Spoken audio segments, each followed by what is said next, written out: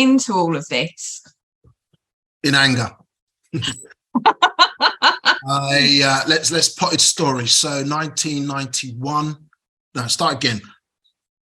I studied law, wanted to be a lawyer. I went to the city, got interviewed, didn't get a job. Ended up working at Hammersmith and Fulham Law Centre for 10 years. Then I ended up getting my first job in 1992 for the London Borough of Lambeth as the admin assistant.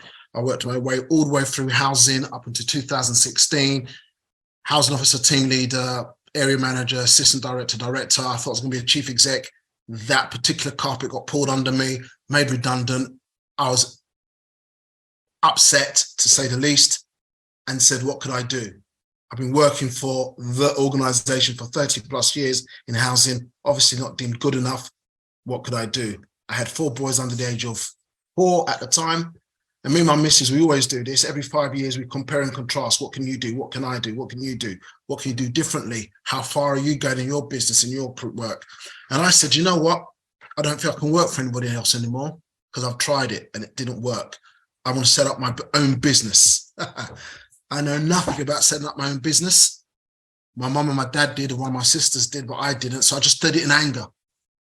And I realized that a number of my transferable skills were good to set up a business, but there are bits that you don't know that you need to do yourself as a solo entrepreneur. Because when you work for large organizations, and I've done, and some small organizations, which I have done, most of the back office stuff is done for you.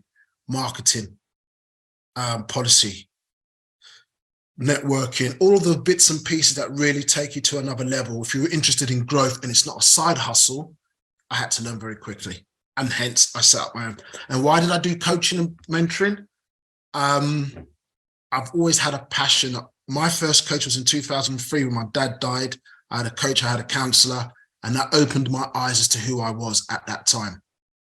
I was a very confident, arrogant micromanager who then lost his father and then realized that the world was bigger than me. And a coach opened up my eyes to that.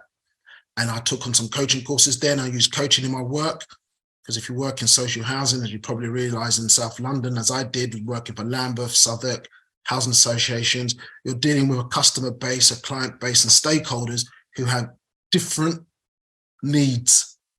And before I got coached and before I got proper mentoring, I just took it as granted. KPIs, just do this, just do that, go. No, you have to have empathy, you have to have sympathy, you have to have understanding of what you're trying to do with them and your teamwork or team players.